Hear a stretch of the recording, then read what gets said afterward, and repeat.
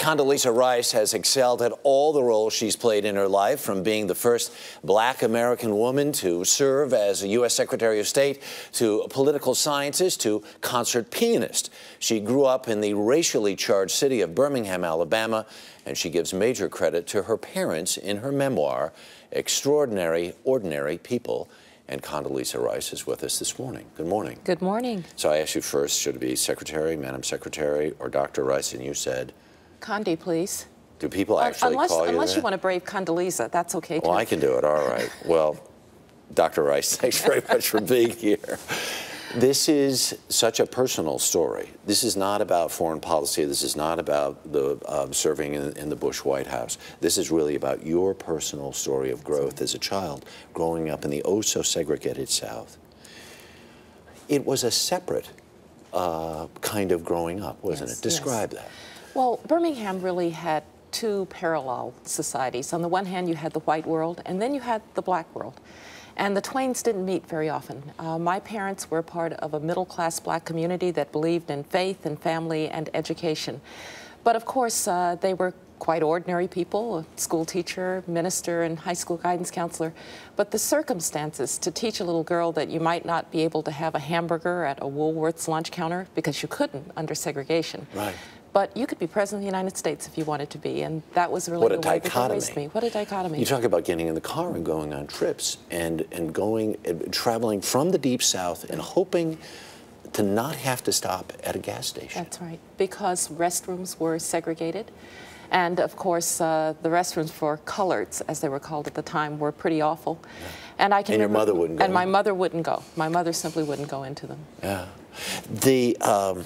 There is that part of the story. Then there's also part of the story that you were this only child, yes. and you were doted on something fierce. I was doted on something fierce. I had wonderful parents who loved me unconditionally and gave me really every opportunity that they could even remotely call an educational opportunity. But it was really the ethic in my community more broadly. My parents' friends also believed in the strength of educational values and preparation and frankly being twice as good so that you could show the white man that you were capable.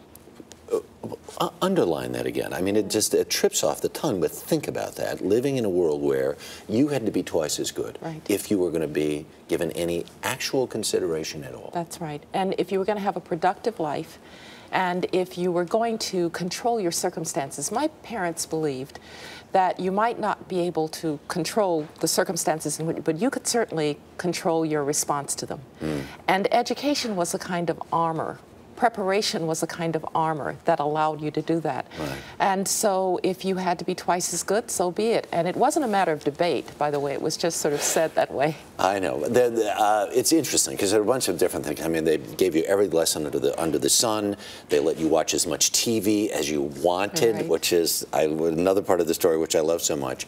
But they also made you earn some things. You had a little tiny sort of organ in your house, and there was a song. Can we just listen to this song a second?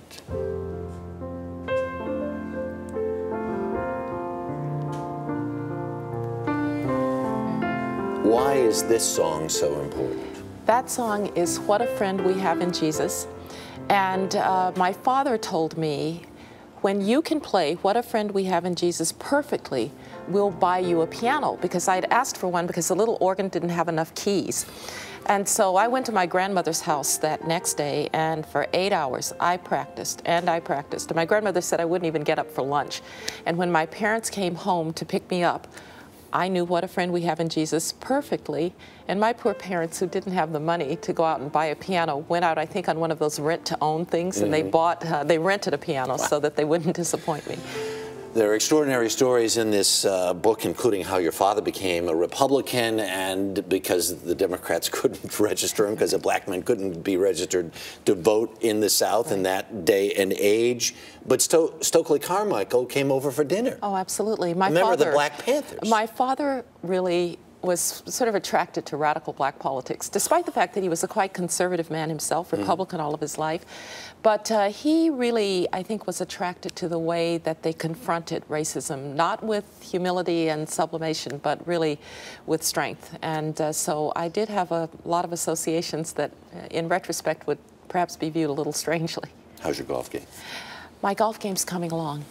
Working on my short game and looking forward to playing with you here. One of these days. It's a terrific read, and the next book is supposed to be about... It'll be about foreign policy, but this says where I came from, and that was important to me. It's quite a story. Thank you. Okay, thank you. The book is called Extraordinary Ordinary People.